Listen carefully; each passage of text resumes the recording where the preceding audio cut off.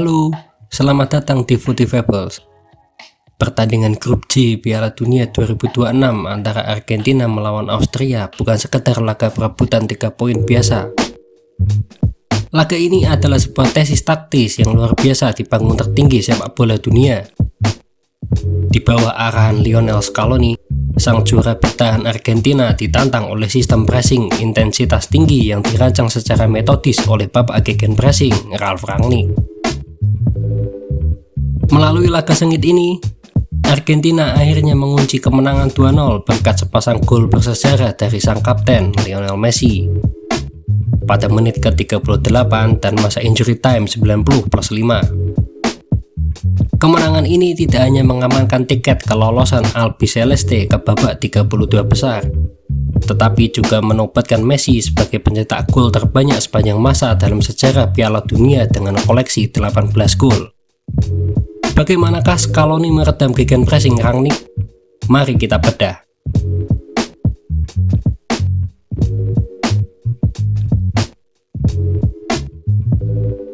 Mari kita bedah susunan pemain dan struktur dasar kedua tim di atas kertas.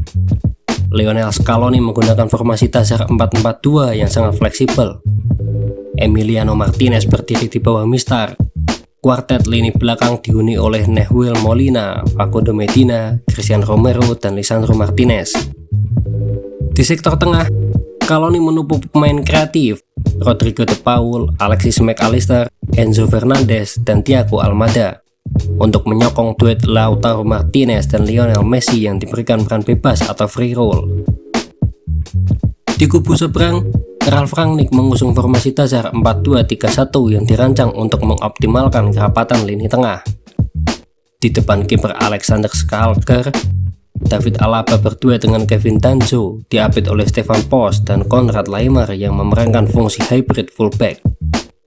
Nicolas Seiwald dan Xaver Schalker bertindak sebagai poros ganda atau double pivot.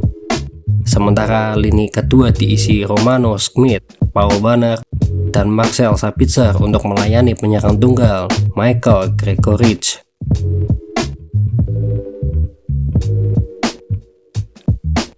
Peluit dibunyikan, dan kita langsung melihat bagaimana cara Argentina memanipulasi ruang. Saat fase in possession, struktur Argentina bertransformasi secara dinamis menjadi formasi berlian sempit 4-1-2-1-2 demi menciptakan central overload di lini tengah. Alexis Mac Allister turun ke posisi terdalam sebagai poros tunggal untuk menjemput bola. Di depannya, Enzo Fernandez dan Rodrigo de Paul mengeksploitasi koridor dalam atau half space, berdiri tepat di celah antara pemain sayap luar dan gelandang tengah Austria. Thiago Almada bertindak sebagai ujung atas berlian yang bergerak di ruang antar lini.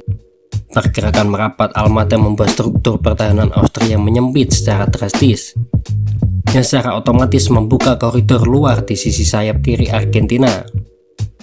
Celah lebar ini dimanfaatkan secara agresif oleh Facundo Medina yang melakukan overlapping tinggi menyerupai pemain sayap murni. Sementara Nahuel Molina menahan posisinya untuk membentuk struktur 3 back sejajar di belakang.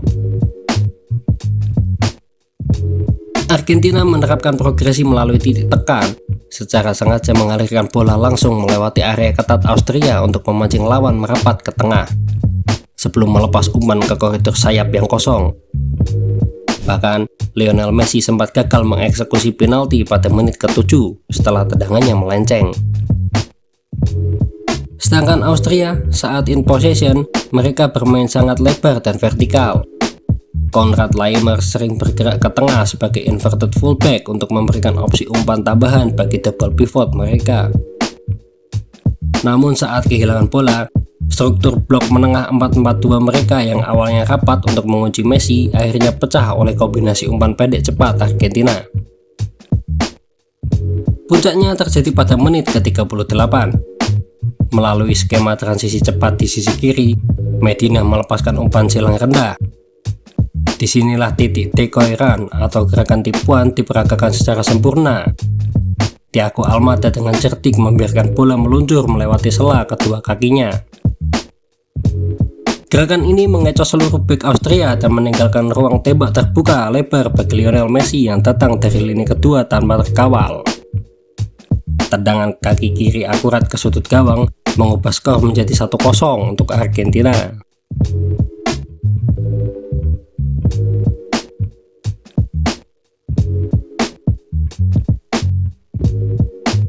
Memasuki babak kedua, Ralf Rangnick melakukan respon taktis yang ekstrim untuk mengejar ketertinggalan. Pada menit ke-67, ia menarik Alaba, Werner, dan Posch untuk memasukkan Marco Friedel, penyerang senior Marko Arnautovic, serta Alexander Braz yang lebih ofensif.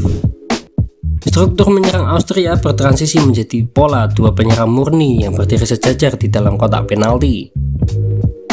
Dengan taktik ini, Austria mendominasi penguasaan bola hingga 54% di babak kedua. Mereka secara konsisten mengirimkan umpan silang lambung dari area sayap, mengandalkan keunggulan fisik dan duel udara dua targetman mereka untuk memenangkan bola kedua. Austria sempat mengacau lewat situasi bola mati, termasuk tendangan bebas Marcel Sabitzer pada menit ke-54 yang ditepis oleh Emiliano Martinez. Di sisi lain, Austria menerapkan gegenpressing begitu bola dialirkan dari belakang. Para pemain Austria langsung menekan, sementara lini tengah mereka menutup jalur operan dengan ketat. Argentina menerapkan transisi bertahan yang sangat disiplin dengan kombinasi counter press agresif. Tepat pada menit ke-90+5, sebuah transisi menyerang yang klinis diperagakan. Melalui serangan balik cepat murni, Messi memindahkan bola ke ruang kosong untuk membebaskan Julian Alvarez ke situasi 1 lawan 1 dengan kiper. Tembakan Alvarez sempat diblok oleh Skalger, namun Messi dengan metode ghostingnya yang menahan lari di tepi kotak penalti berhasil menyambar bola liar tersebut secara dingin. Skor berubah menjadi 2-0 dan mengunci kemenangan mutlak Argentina. Pertandingan ini menjadi bukti nyata bahwa di sepak bola modern, efisiensi posisi dan fleksibilitas taktis jauh lebih penting daripada sekedar memenangkan statistik penguasaan bola. Austria di bawah asuhan Ralf Rangnick tampil sangat berani, terorganisasi, dan disiplin dalam menerapkan gegenpressing tingkat tinggi. Namun, keputusan matang Lionel Scaloni untuk meredam tekanan awal, mempertahankan kerapatan lini tengah melalui formasi diamond sempit 4-1-2-1-2, serta memanfaatkan transisi diagonal cepat menuju bek sayap, terbukti menjadi kunci utama untuk meruntuhkan struktur pertahanan blok menengah Austria. Kesulitan organisasi pertahanan sisa atau rest defense, ketajaman transisi, dan kejeniusan individu dari sang kuat Lionel Messi menegaskan bahwa La Albiceleste memiliki fondasi yang luar biasa kuat dalam misi mereka mempertahankan gelar juara dunia. Bagaimana pendapat kalian tentang perubahan taktis berlian sempit dari Lionel Scaloni di laga ini? Tulis di kolom komentar di bawah. Jangan lupa untuk klik like, share, dan subscribe untuk analisis taktis mendalam sepak bola dunia lainnya. Saya pamit, sampai jumpa di video berikutnya.